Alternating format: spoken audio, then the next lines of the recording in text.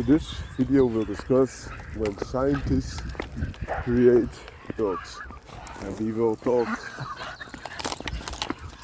about the Dogo Argentino, which came from the Martinez brothers, which had a father being a physician, and also one of the brothers was a veterinarian, DVM. We will also talk about the German Jagd Terrier, which was also created by scientists to make a very good hunting dog and geneticist. And we will talk about the American Sentinel canine, which was developed also by a veterinarian, namely Lee Robinson. And to start with the best, I like all these three breeds. They are very purpose bred and also very powerful for their size, and a good competitor within the class that they operate, and running with the best pure breeds. The American Sentinel canine is still the most in development. The other two are even SCE registered, which makes them one of the best SCE registered breeds that are currently available if you're looking for a working dog. So I will walk you through the development of these three dog breeds, but also point you towards some of the drawbacks they encountered and could be these encounters and even faults could be prevented by the knowledge that we have now, and perhaps they also could have done a little bit better, but that is not the big deal because they solved it in the end, most of it at least. So starting with the Martinez brothers developing a Dogo Argentino, they had a vision of an all-white great hunter, especially of wild boar and mountain lion, puma, and they already had very good material to start with, being the Cordoba fighting dog, which was capable in itself to do those feats, but was not that good working together with other dogs, and also had not the good amount of scent that they wanted in that type of dog. Also was a little bit more on the heavy side. If you look at the nowadays show Dogo Argentinos, they are even heavier than that Cordoba fighting dog. So, all things being said, there's a reverse evolution. Now the Dogo Argentino is a shoulder breed. But okay, let's put that things aside. So they had a vision of an all-white dog, and therefore they also introduced quite a lot of all-white dogs also to the mix. For example, one being the Pyrenean mountain dog. So it's a Pyrenean Mastiff, we also call them, but they are livestock protection breeds, so different types of war Mastiffs that we also know. So the Dogo Argentino was made up with white dogs. Also one of the dogs that they used was an English Bull Terrier. They also used some Bulldog blood. And I think they made good choices. For example, the Cordoba fighting dog, but also bad choices. One of being this English Bull Terrier that brought a lot of deafness into the gene pool that they used. Another, they solved that problem for a big part by introducing new Bull Terrier blood to still breed them through and have a different source of genetic material to solve it. There are so many breeds into the Dogo Argentino, which is also in my opinion a fault. Bringing so many breeds is very hard to get a dog that really functions as you want. If you use two breeds and perhaps a third to catalyze or to fixate a specific height, as they do in many band dog programs, is often the best. Okay, with that being said, they also used Pyrenean mountain dog, which is a long-coated type of dog and that they had to solve for. and also used a little bit of Irish Wolfhound, a big game hunter in its days. But the thing, the most prominent fault they made, in my opinion, is that they believed the description, the hype of the breeds. So, for example, if once Irish Wolfhound was a very good big game hunter, they introduced it. If they thought that a dog would be a good dog, depending on the description, and also was a show winning type of dog, an aesthetic show winning type of dog, in this case they use it. They also used the boxer, which already had a flattened nose and was once a dog that also handled cows, like the bulldog also, that they also used, which also was already a caricature of the real bulldog. They should have used the real bulldogs, being the American Pit Bull Terrier or the Bull and Terriers in England that were still being used to work and fight. Those were better dog candidates to use. And they might have thought that they already had quite some with the Cordoba fighting dog, which of course was already a mix of between Mastiffs and fighting dogs, Bull and Terriers. But that's more of a band dog that they already had, but they moved away from that strength. And also dogs like the Dalmatian, etc. Some individuals can work very well, but as a breed they are not that fantastic anymore, so that's quite a pity. Had they used just American Pit Bull Terrier blood and running dog, for example Greyhound, and a little bit of Cordoba fighting dog, or another breed that brings a little bit more sense if needed, I think they would have been done and they would have made a better product. Also, if you look now at the modern Dogo Argentino that's still being worked, they're quite heavily infused with this bull grey, so the cross between American Pit Bull Terrier and Greyhound, because Greyhound gives them more speed, more endurance, and American Pit Bull Terrier also gives them good endurance and athletic capability, but more important, they bring a lot of courage. So they had quite some troubles to making all the show breeds capable of working, because they were bred down and not that good. They also made some good choices. They bred in dogs that were really ferocious and really strong, and even one dog at least of real fighting pedigree next to the Cordoba fighting dog to help solve these problems. So they did things well as well, and the result is from the purebred dogs one of the best wild boar hunters available. But if you nowadays look at what many hunters prefer, being bull grey, you see what I mean, that you could have made it a lot better. Also in Australia they have developed a bull Arab, also with running dog and a little bit of Mastiff or English Bull Terrier or the likes. And why did they use English Bull Terrier? You might say, okay, that is a protection also for the Martinez brothers, why they relied so heavily on English Bull Terrier, because American Pit Bull Terriers was long times prohibited breed in Australia. And another thing is, English Bull Terriers are oftentimes a little less dog aggressive than the game bred Bull Terriers, American Pit Bull Terriers for example. But they are a funny type of dogs. Even if they are not game bred for a long period of time, they can become very dominant as well. So it's a little bit hit or miss. Hope this part helps. Now move on to the next one. So the next one was a scientist in Germany creating the German hunting terrier. An elite terrier that would be better off than all the English, etc. Because traditionally England brings the best terriers.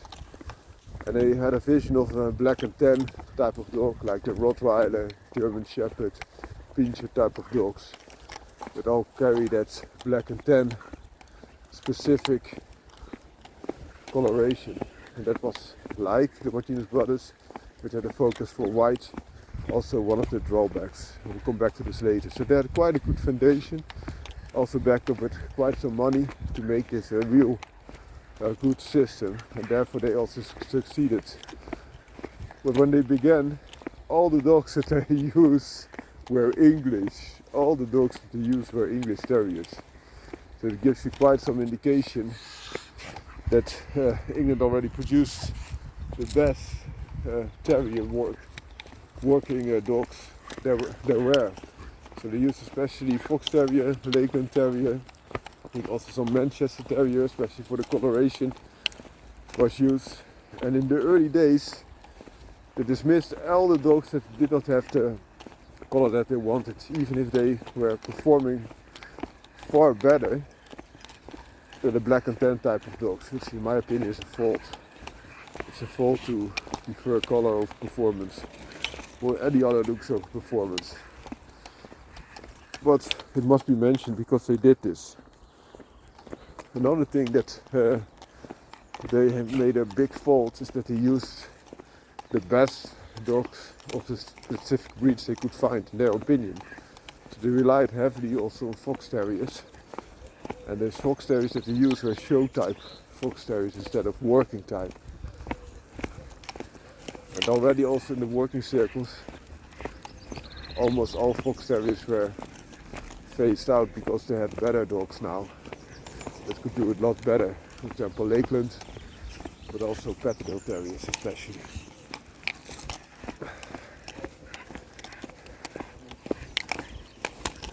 So what that Fox Terriers brought, so unlike Martinez brothers, they use show winners, the best examples of the breed that they got.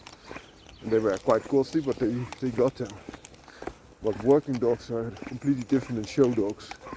It takes enormous amount of effort to get them back to the desired traits again. But they succeeded. They bred a very brave little terrier, very feisty as well in the long run. But one of the things that you still see in the modern day German Jagd Terrier is that their back is very short, as compared, for example, to the Patterdale Terriers that you see here. And they were only saved, also character-wise, when they re-infused them with Veld Terrier. So Black Veld Terrier especially has saved the breed, and these are part of the Black Veld Terrier community because they are the elite Patterdale Terrier, a type within the Veld Terrier. So in the end, the breed was saved, and they produce very well and good dogs, but still heavily, or not, if not at all, if not completely, leaning on English breeds, especially the modern evolution of the Veld Terrier saves the dog. And then there came a problem, because again, war decimated this breeding program. Only a few were left, and then they bred them, the remaining ones, and had a very high inbreeding. So it also resulted in some health problems for this type of breed. The benefit for the show standard, of course, it was then easier to make them different than all the other terriers, and also the color for a working terrier was quite unique, which helped a lot. So some form and outer dimensions and characteristics help a lot in getting a dog recognized as separate breeds, but not so much the performance, of course. So that's are some of the troubles that the breed encounters. I think they can be solved by outcrossing them again to Veld Terrier blood. Also, the thing is that they are so dedicated and so good at to being a hunting terrier, they're not as suitable as to being a family dog. At the same time, I'm not saying that cannot be done, but it's quite hard.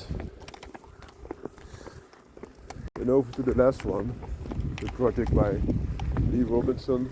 First started as Chimera Kennels type of band dog, and now evolved in the American Sentinel K9. He first started with the blueprint of Dr. Swinford, another veterinarian like himself, and breeding band dogs from English Mastiffs across American Purple Terriers. This program was quite okay, but he found out that the Mastiff source, English Mastiff, was that much watered down in its protective capabilities that it was not so suitable anymore. Other band dog programs heavily relied on Masino Napoletano, which also Dr. Swinford did in the past. But he did not want to go that same route. So he used some other dogs, I think even including Tosa Inu, which is a Japanese fighting type of Mastiff, to fix it, but also other sources, and kept with the ones that were quite suitable. He also experimented with different strains of American Pit Bull Terrier, but the fix that he made, and I think that's a great fix, is that he went a different route. And a different route that he went is that he found out how great an athlete and performer an American Pit Bull Terrier is, but it was only lacking a little bit of size. But even if they were lacking size, their fighting ability and spirit and relentless courage made up for a lot of weight and size loss. He also found out that there were some strains, especially sorrel type of strains, that clicked very well in his program and also produced quite big dogs. So then the only thing that he wanted to fix is that the American Pit Bull Terrier in some forms already proved very close to the ideal. He wanted to fix is to make them less dog aggressive, and of course the size was a little bit of a problem, and he wanted to have them selected on different parameters, namely selected on protection work instead of combating each other. So what he did is, and at this time his program runs approximately 75% American Pit Bull Terrier, with just a notch of different breeds in them. So for example, a little bit of English Mastiff or other Mastiff sources is still in there, but predominantly American Pit Bull Terrier blood, and that makes them excellent band dogs, if not the best that are available. Also, because they are selected for so many generations for protective properties, this makes his approach unique. Another thing that he did very well is to broaden the genetic base to get more people involved. So also the Chimera Kennel type of band dog was renamed in American Sentinel Canine, and everyone that is willing to go the distance is invited to join the program and bring better dogs and also more genetically diverse gene pool. And last thing that he did is that he went and had contact with other band dog breeding programs and also infused a little bit of their blood, so to fixate the type and also have some more genetic background. And some of the blood that is infused carries some Masino Napoletano blood, especially David Ishii's blood, but also some carry a little bit of American Bulldog blood. So for example, I think it's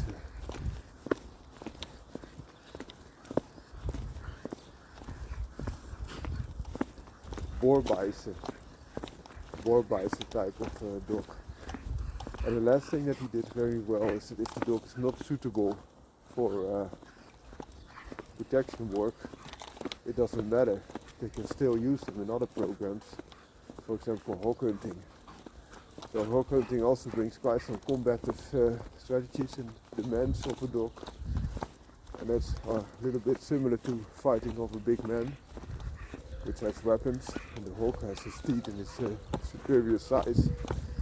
So even if they don't make the cut as a protection type of dog, is elite to the breeding program, he still has them for different purposes. He still can make some money out of that he can put back into the program again. Hope you liked this video. I did making it. Have a great day.